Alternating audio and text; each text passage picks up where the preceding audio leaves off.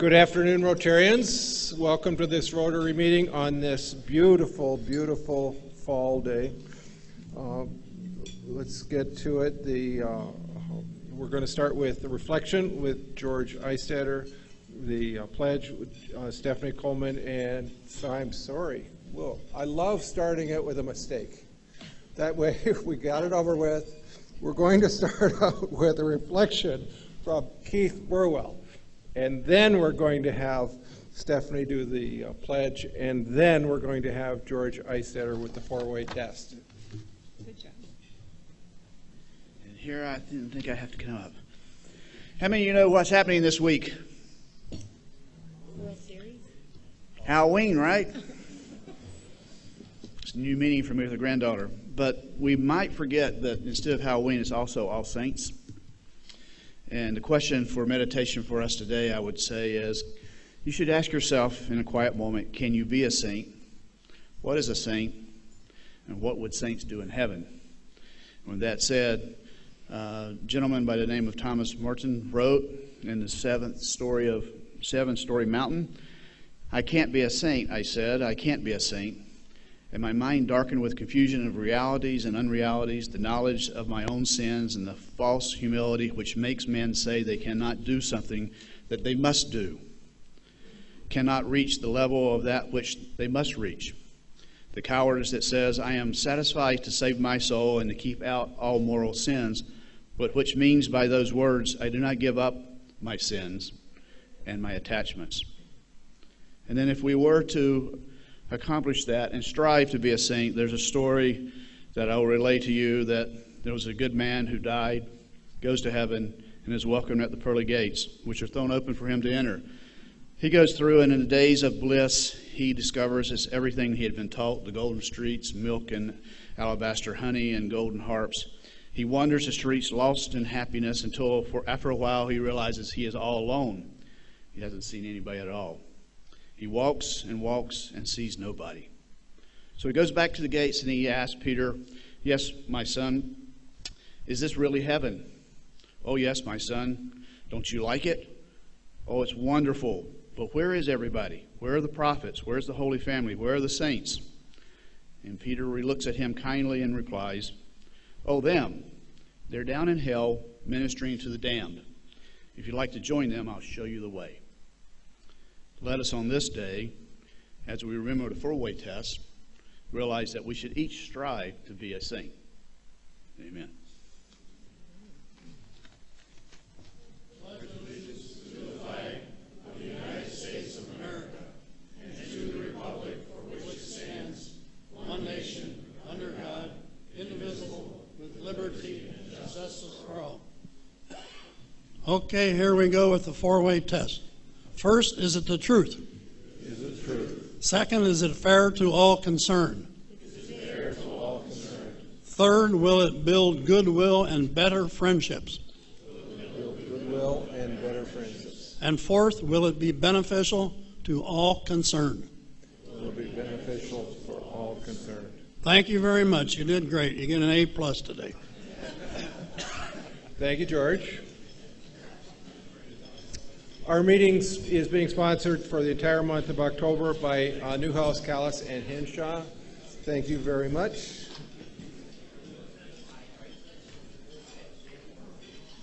Do we have any visiting Rotarians? No visiting Rotarians today, but if we did, we would welcome them heartily. Okay, hold on. President Tim, we have Elizabeth Hupp, United Way of Greater Toledo staff member, has been part of Rotary down in Louisville and is joining us today. Well, how long has Elizabeth been a Rotarian? How long have you been a Rotarian? Just over 1 year. Okay, and I understand that you're thinking about joining a Rotary club. We should talk. I would like to invite members to the floor mic to introduce their guests.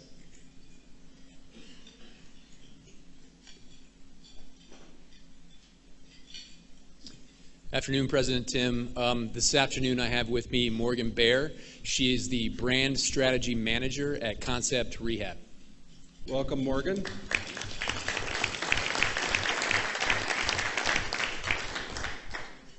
Good afternoon, President Tim. Today I have with me Felicia Kenny with the Toledo Symphony Orchestra, who is the Director of Marketing there. Welcome, Felicia. I hope both of you enjoy the meeting. Danny Woodcock, would you come to the floor mic? Good afternoon, President Tim and fellow Rotarians. Just a quick recap from our Axe Out polio event. I want to thank everyone who came out. It was a wonderful time. President Tim, I'm going to embarrass you a little bit. I saw you throw a bullseye. It was a great shot. We raised about $6,000 for the cause. So you got some photos up here. The Axe 419 facility, they redid it right before our event. It was a really good time, and I just can't say enough about how much fun I had at that event. So thank you for letting us put it on, and hope to do it again soon. Well, wow. I can't say enough about you and your committee and all of the people that helped us put on that polio event. And just so you know, $6,000 at $3 a dosage, per $3 a kid. So what is that? 6,000. How many kids we vaccinated? 2,000. Wow, 2,000 children. 2,000 kids throwing axes. 2,000 kids aren't getting polio because of us. Thank you very much. Thank you.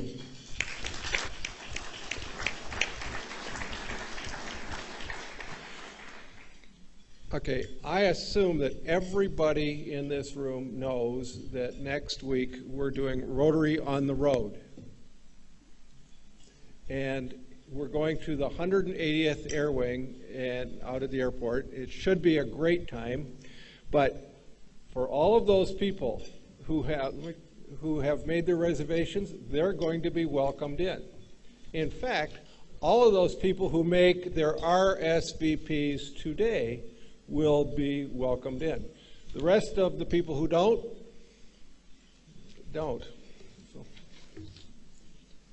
Oh, and I'm informed that because there are security issues, that we should arrive at 11:30 in the morning next Monday. I should also say that on November 18th, it's not Rotary on the Road, but we have the Supreme Court Justice Sharon Kennedy joining us, and we will be meeting at the Huntington Center at where the aquarium is. Lunch and parking will be as usual. That should be a good program. Tim Harrington, would you join us and introduce a new member, please?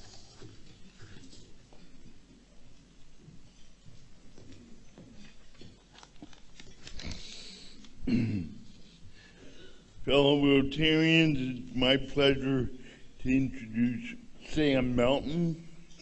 Sam grew up in Toledo and currently lives in West Toledo with his wife Lindsay and 3 daughters.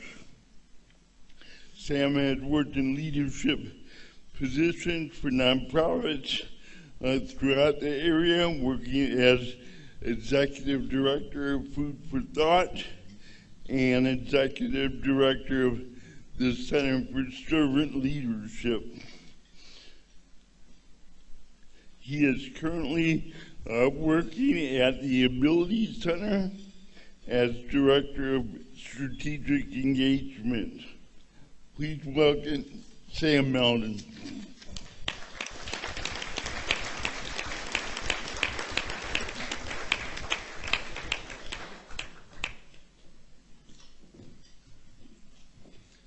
Hey, Sam, do you have enough friends? Never. Okay. Well, you've just joined an organization with 35,000 clubs, with 1.2 million members. You've just joined the 10th largest club in the world, and there are, give or take, about 440 new friends. I hope that you will participate in our club. I hope that you will join a committee, and I hope you have a great Rotary experience. It's good to be here. I also want to give you this pin, which is now yours to wear and to recognize you as a Rotarian. And this is our directory to meet and reach out to your 440 new friends. Perfect. I'll call all of you very soon. Thank you very much.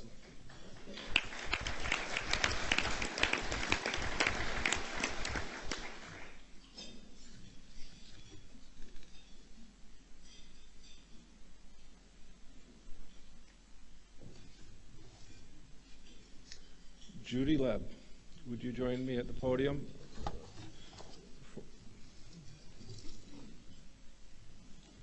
What are you doing today? I have the pleasure of presenting checks from our foundation. Woohoo! And is that fun? Yes, it is. Okay, are these worthy organizations? They both are. They've Sell both us. been vetted. Go ahead, sell it. Okay. On behalf of the Toledo Rotary Club Foundation, it is my pleasure today to present a grant check in the amount of $10,000 to A Renewed Mind. This grant is providing funding for recovery house renovations. Our Community Services Committee members received the request, participated in the vetting process, and made the decision to recommend grant approval to our club board and foundation trustees. It is due to the countless Rotarians who give unselfishly, which enables us to provide these grants. Thank you to everyone who continues to support our Toledo Rotary Club Foundation, so we can continue to aid in supporting the needs of our community. I'd like to invite Mr. Matthew D. Rizzo, the Chief Executive Officer and President of A Renewed Mind, come to the podium to accept the grant and to share a short description of how our foundation's gift of $10,000 has helped their organization. Matt. Thank you. Sure. Good afternoon. I know everyone's eating, right? 17.2 gallons in roughly 8 minutes. Most people don't know that that's the average amount of water and time it takes to take a shower in the United States. For us, it's pretty much routine. But for the 10 guys that live at the recovery house on 6th Street, it's critical. And here's why. Many of our folks who are in early recovery, who need a safe place to live, are off to job interviews. They're off to treatment meetings, whether it's group counseling or individual counseling. They're off to sober support activities, and they're trying to get their lives back in check and get their lives back on track with their families. And so your gift, your grant, was very helpful to do that. I believe we brought some pictures, and we were able to use those funds to help with renovating the bathrooms and some other things for our guys, just to be able to wake up and to prepare themselves for another day, one day at a time, to restore what addiction and mental health has taken from them and their families and the community. And often we're very quick, and we use the language in the treatment world to call people that we serve clients. But in reality, it's someone's dad, it's someone's brother, it's someone's uncle, it's someone's neighbor.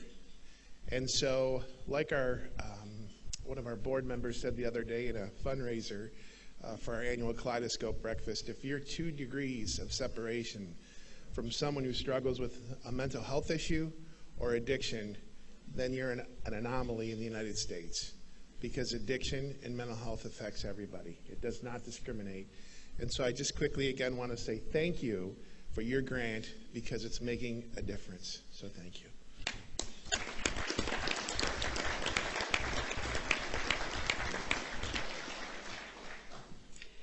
We have a theme going today.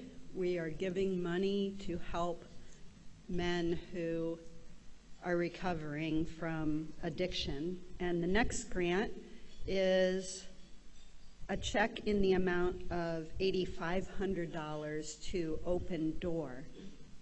It is funding for the Open Door Porch Remodel Project. This grant came about in the exact same process as was just described to you.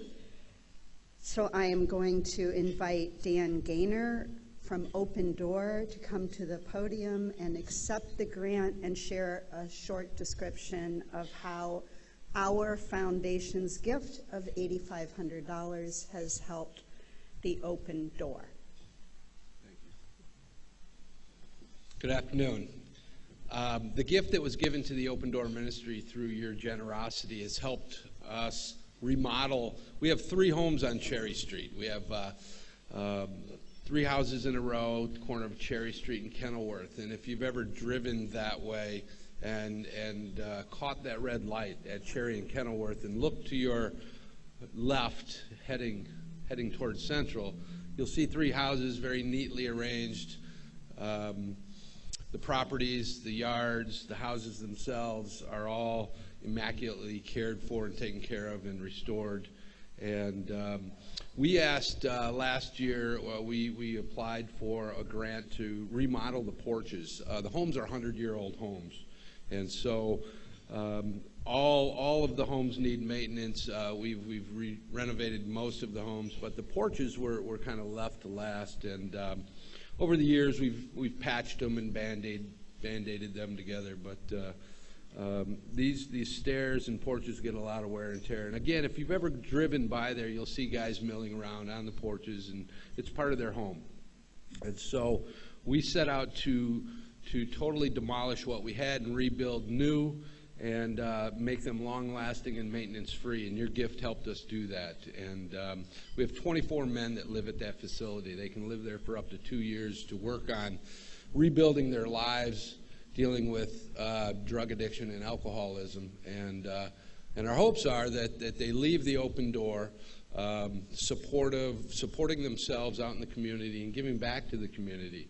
And your gift kind of helps us show that example. We greatly appreciate the support, not only this particular gift, but in the past years as well. Thank you very much.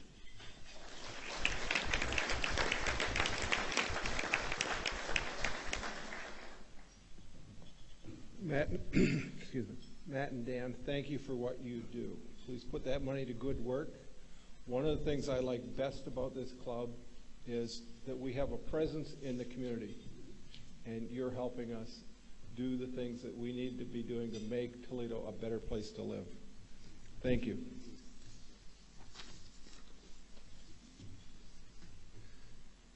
Brad Rubini, would you join us at the podium and introduce our speaker today? Thank you, President Tim. Afternoon, fellow Rotarians. I'm introducing Debbie Williams today, and the reason I'm up here is I volunteered because I give books out to children every year, and you're going to hear how that Debbie's going to be giving out a lot more books than I ever do. She is a lifelong resident of Toledo and also a graduate of the University of Toledo. She's married to Dennis, and they have 3 adult children. She is Vice President and Senior Portfolio Manager at Morgan Stanley. She's been very active in the Toledo area community, and right now she is the chair of the Dolly Parton Imagination Library program for this area and is heading up the new program rollout at Toledo Public Schools. Please give a nice Rotary welcome to Debbie.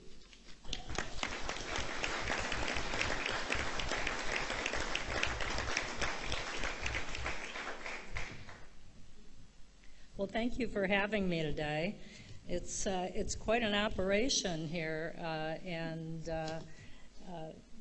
I have to say I'm very excited to come and talk about the Dolly Parton Imagination Library on behalf of the Women's Initiative. And I'd like to recognize a couple of people from the United Way, Mary Federke, Elizabeth Hupp, and Chad Rutkowski, who are here with us today. And I see Kate Fineski, a former Women's Initiative, or current former Women's Initiative, a member, is here today as well. So the Women's Initiative, I'd like to just talk a little bit about what our group does. We are an affinity group within the United Way, and we were founded in 2001 by a group of local Toledo women. Our mission is to mobilize women to become philanthropists, leaders, and advocates for our community. Our focus has been on women and children in our community. I liken us to kind of a philanthropic venture capital fund in that, using research provided by the United Way, we find issues in our community that aren't being fully addressed. We then look locally and nationwide at programming that we may be able to bring to the community to help address these issues. We then fundraise to bring these programs to our community. In one of our programs, we brought the social and emotional learning program to the Toledo Public School System. We piloted the program in a couple of the elementary schools. It was so well received that the Toledo Public School System adopted the program, and it is now district-wide. So that's one of the programs. We also provide leadership training through several events that we provide each year to our women members. We encourage members who want to build relationship skills to join committees and join our board. We also provide a networking format for our members where about 5 times a year we meet at different locations, and it is called our Wind Down Wednesday. And these are pretty well attended, I got to tell you. What woman doesn't like to have a glass of wine after a long day's work and chat with other women? But it really is a nice thing for us to do, just like the Rotary, make connections throughout the community. We have 550 members in the Women's Initiative, and we have provided about $2 million worth of funding for programs in our community since we were founded. And let's see. I have to get used to the slide projection. So in 2014, it was brought to our attention that only 17% of the children arriving in the Toledo Public School System, arriving at kindergarten, come in ready to learn. Kindergarten readiness is a measurement looking at a child's vocabulary. Do they understand numbers? Are they familiar with letters? Can they hold a book?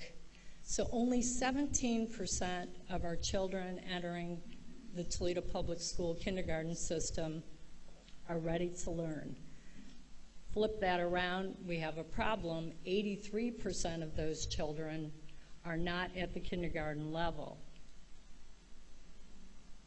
If you look at the chart, kindergarten, so Toledo Public School System, 17% of the children are ready.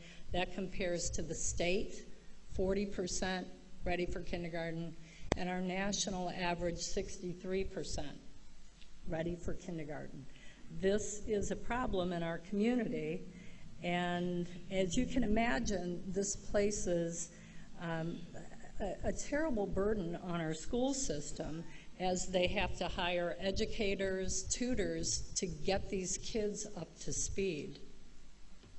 I asked one of our local superintendents if he could put a cost per child on providing those resources, and they estimate about $1,300 per child. Increasing our children's kindergarten readiness scores is so important to the children, our families, and this community. The most effective way to improve literacy skills is to provide access to print. So in 2015, the Women's Initiative brought the Dolly Parton Imagination Library program to our community. We piloted the program in 8 of the most impoverished zip codes in the Toledo public school system. Oh, a little bit about that. Sorry, I forgot to talk about what the Dolly Parton Imagination Library program is. I think I have a slide for that. Yep. So Dolly Parton Imagination Library is a book gifting program. We mail an age-appropriate book to the home of a child from birth to age 5. The program was founded by Dolly Parton in 1995 to foster a love for reading. The books were first sent out to Sevier County, Tennessee, where she grew up. And now it is a global program. Books are shipped across the United States, Canada, and in 2006, we jumped across the pond, and Dolly Parton is in the United Kingdom, in Ireland, and Australia. To date, the program has shipped over 126 million books. The first book that a child receives is The Little Engine That Could. Dolly Parton, the books are not mailed, the books that are mailed are not random. There is a very professional committee that looks at the books, educators, academia, early childhood literacy experts, and child development experts all pick the books that are mailed to the children. Research conducted on the program shows that participation in the program increases kindergarten readiness by 29%. I'm going to go back to a slide that we had up there. If you look at the bottom, if you enter kindergarten ready to learn at that level, you are more likely to graduate from 3rd grade. If a child graduates from 3rd grade, they are 4 times more likely to graduate from high school. Now, one of the outcomes that isn't on this slide is that children that graduate from high school are less likely to be incarcerated. So reading success in school is very important, not only for our children, but for the community.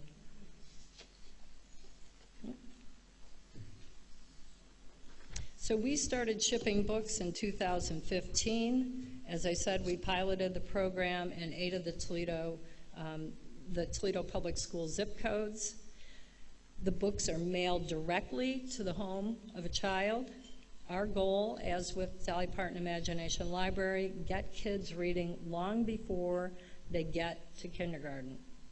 Our program was so well received by the Toledo Public School System that we rolled it out to the entire district in January of 2019. We have been endorsed by the Toledo Public School System. In early 2019, we were approached by volunteers from the city of Oregon, and with their volunteer work, financial support from Toledo Refining and the Mercy Health System, we began mailing books in the Oregon School District in September of this year. To date, we have mailed over 175,000 books. We currently have, we currently have 6,200 children enrolled, and 3,800 children have graduated from our program. So the next slide talks about what's happened since we've started sending the books. We do survey our parents every year, and so these are outcomes from a couple of our initial surveys. Parents spend more time reading to their children. Their children are excited to get the books in the mail each year or each month, and books are engaging the whole family. We actually have older siblings reading to younger children. Now, I've heard this question before: why is it important to mail the books to the home? We have such a wonderful library system and other resources in our community. If you look at the slide, 68% of our parents earn less than $29,000 a year. 31% of our parents earn less than $10,000 a year. That is going to a library, spending the time, transportation. These are all issues for our parents. And getting books into the home really solves that problem. Our survey also showed that on average, our parents had 2 books in their home before starting to receive the Dolly Parton Imagination Library books. I walk with a gal every morning. She's a school psychologist and a specialist in preschool. Her job is to go into the homes of these children and assess whether the children need special help from the school system before they start kindergarten. It warmed my heart one day when she had gone into a home, a very, very poor family, and walked into the home of a family and looked around and saw just an amazing library of books. And she asked the mother, "Where did you get all these books?" And the lady beamed. She said, "These all come from the Dolly Parton Imagination Library." She said, "My son is so happy to get those books every month. We spend a lot of time reading." The book program makes a huge difference for our families. Yep.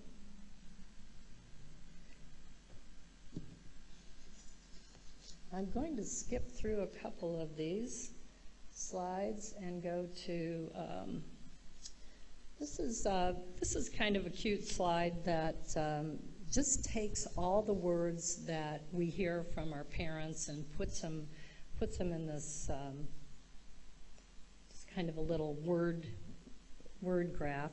And you can see books, program, read, love are all the things that parents are saying about our program. So to sum it up, Dolly Parton Imagination Library and other affiliates have done a lot of research on the program. And just to summarize, books mailed to children, targeting age birth to 5, fosters an earlier reading age with family and children. It increases the interactions between the caregiver and the child. The social emotional benefit of actually holding a child and reading to a child is so important. A lot of us take that for granted. But many children, the parents are struggling, they may sit in front of a TV. And even though a lot of that programming is very well intentioned, it doesn't have the same effect as holding your child and reading a story.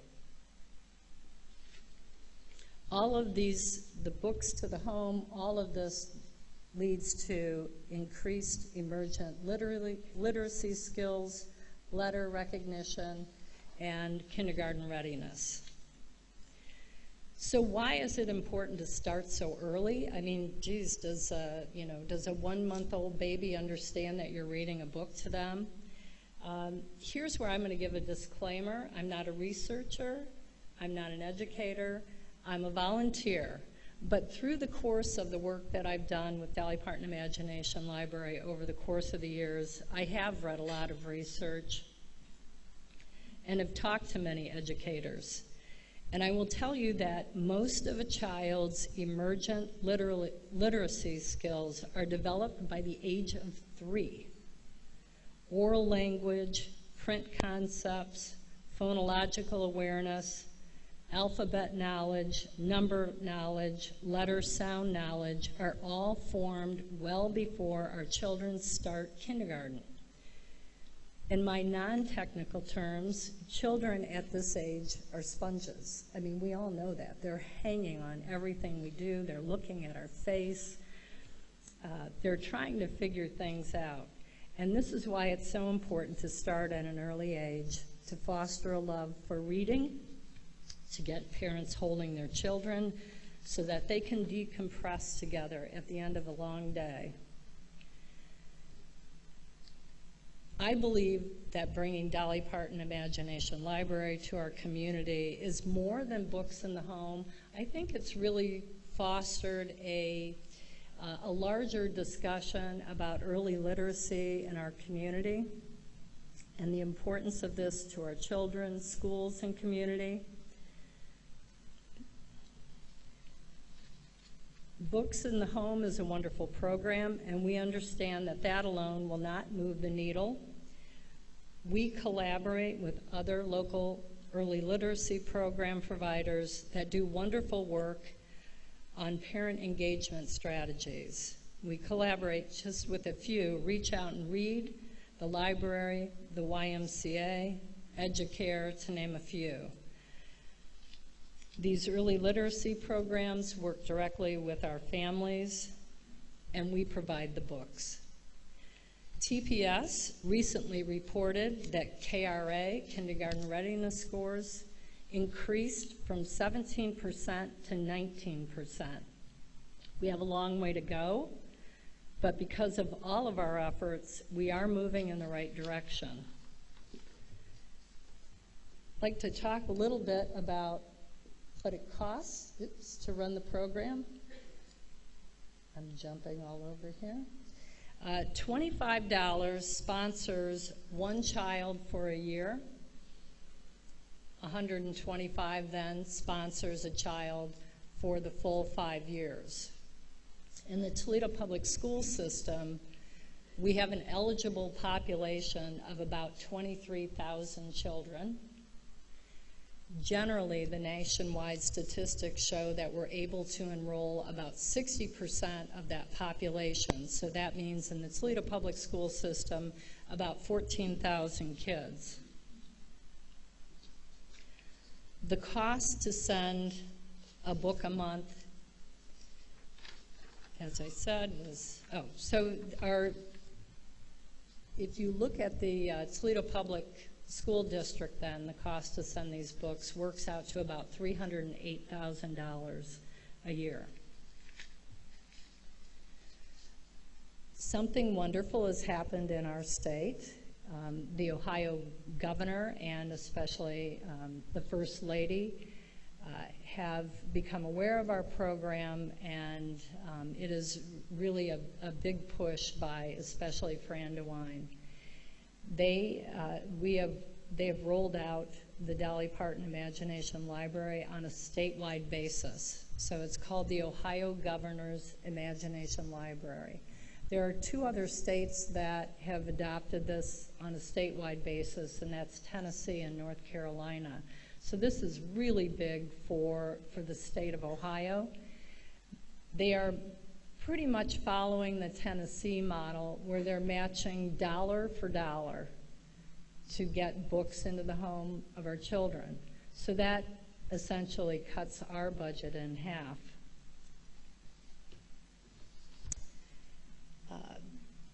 This is a wonderful program, and really I think we are funded through mid-2021.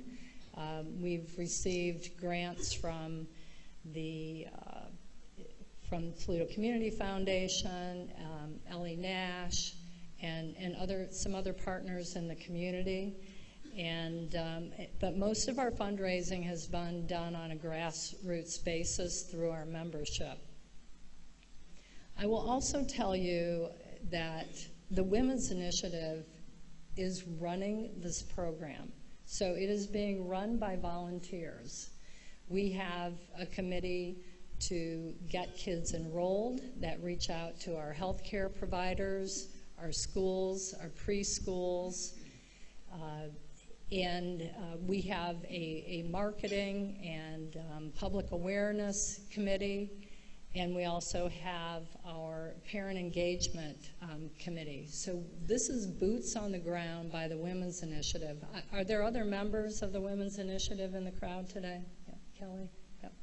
Great. We brought this program to the community, and we're actually running the program right now. What will happen down the road, we hope, through the governor's support, is that we will begin to roll this program out on through the United Way footprint, which would include Lucas County, all of Lucas County, Ottawa County, and Wood County. So we need your support, and I hope we have put on each of your tables cards, and we challenge you to support a child, to support sending books to children, and you can do that on the card. If we have millennials in the audience, you can text books for kids, and I'm really proud that I was able to do this myself. I actually made a donation. It's really pretty easy. So get your phones out. I hope you get your checkbooks out and support this amazing program. And thank you so much for inviting me in today and letting me talk about this great program. Thank you.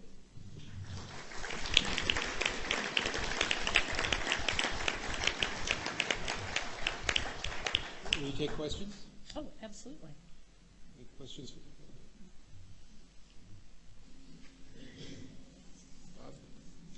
Debbie, Bob Savage.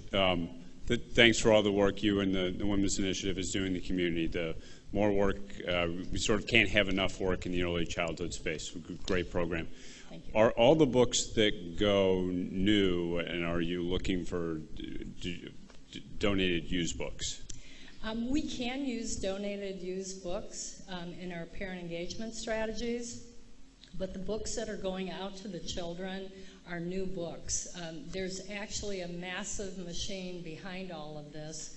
They are mailed from a central location in Tennessee, where that board sits for the Dollywood Foundation. Thank you.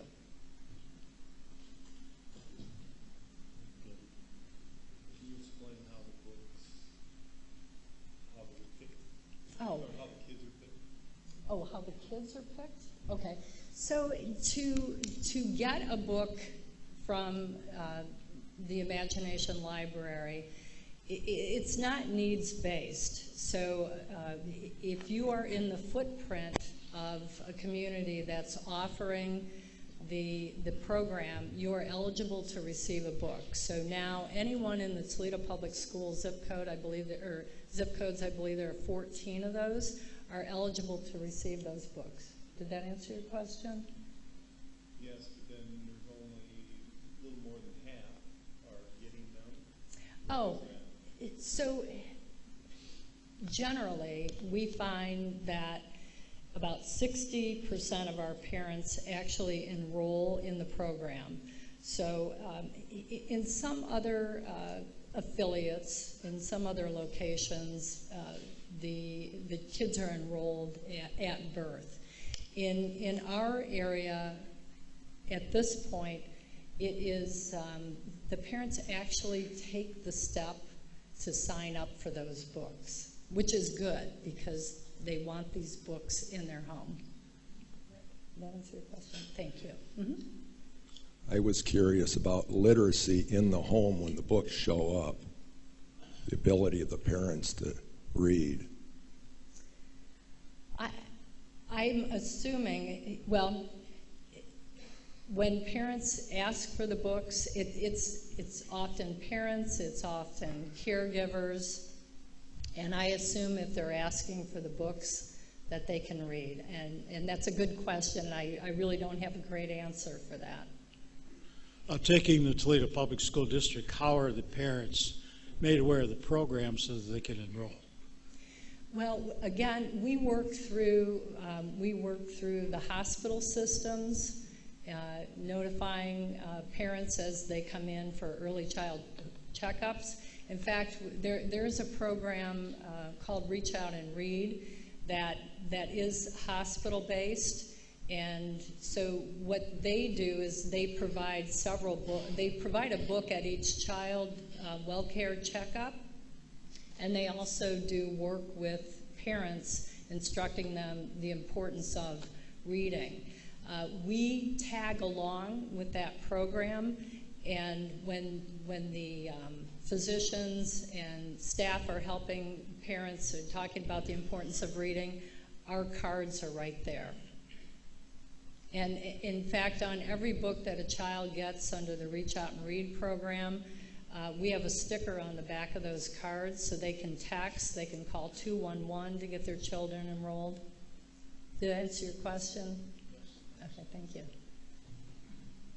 What happens to children who leave the district or come into the district while they normally would be eligible? Yes, unfortunately, when you leave the district, at this point, we're right within the Toledo Public School system. So if you go out of our, that footprint, we stop mailing books. If you come in, it's just a matter of public awareness and getting enrolled in the program. What we hope to do is, again, through the governor's office, now we have wonderful funding. Like I said, it costs about $8,000 to cover what would be our eligible population. That budget has been cut in half. But what we're looking at now with this governor's support is rolling it out countywide. And we're under the umbrella of the United Way, so we will stay within Ottawa County, Wood County, and Lucas County. So that children who move around, and they do move around, so that we can keep these children in the program. Great question. That's a perfect follow-up for my question, which is families in poverty are highly transitory. So how do you get their next address and their next address to make sure they're still receiving the books? We're fortunate that a lot of our parents actually contact us. If the books don't, or if the books wind up at the library, that goes back to a national registry, and we're made aware that the address has changed, and we make every effort to see if we can track those children. But our parents have been pretty good about trying to stay in the program. We try to make that as easy for them as we can. Good question. Any other questions? Thank you so much for your time.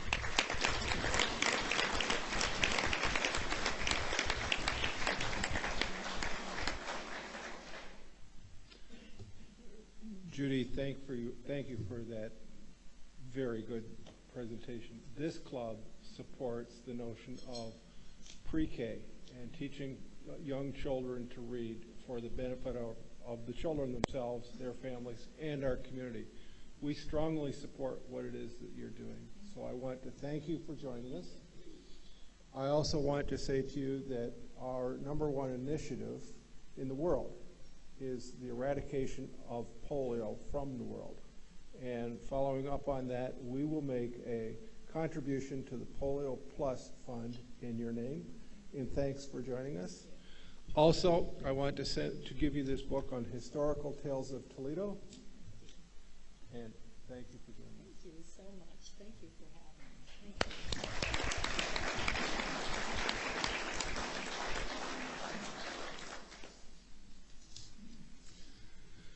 Next week, we're going to be at the 180th Airwaying out at the airport. And Joe Tefelsky, what do you have to do if you want to go to that? So, can you do this? And when do you have to do it by? 3 o'clock today.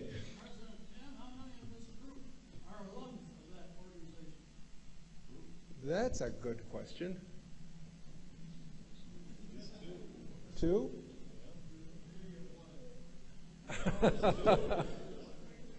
Two? Anybody else? Well, congratulations on being an alum. And are you going, Cindy? George, are you going? All right. Everybody needs to remember by 3 o'clock to RSVP to go to the meeting next week. You're going to have a valid ID, and I look forward to seeing you. I think this is going to be a fun Rotary on the road for us. There are no meetings today. I saw Chuck earlier, though I don't see him out there.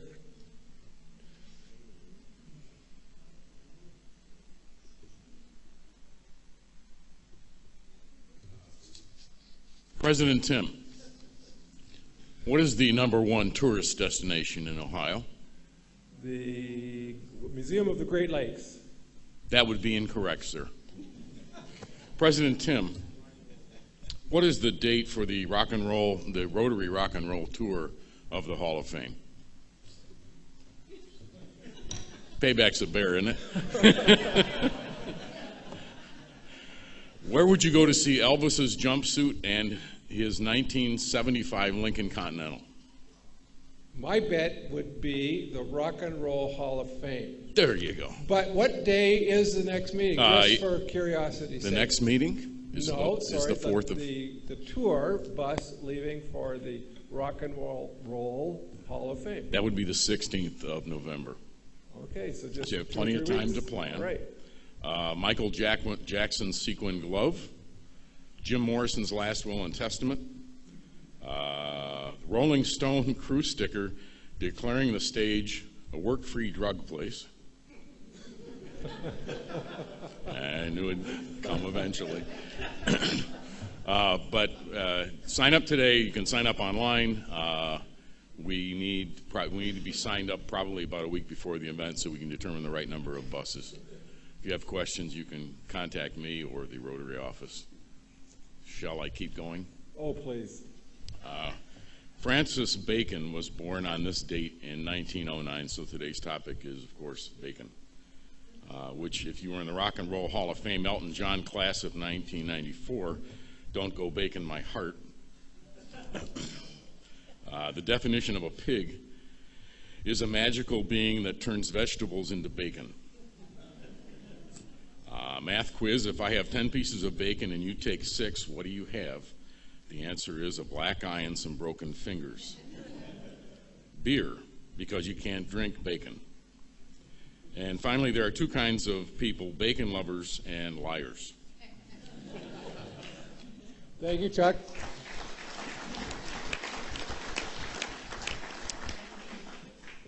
As I close the meeting, Sam, welcome to our club. Matt and Dan, thank you for everything you do. It's very important that you have a presence in the community, and we're proud to be partners with you. And with that, the meeting is adjourned.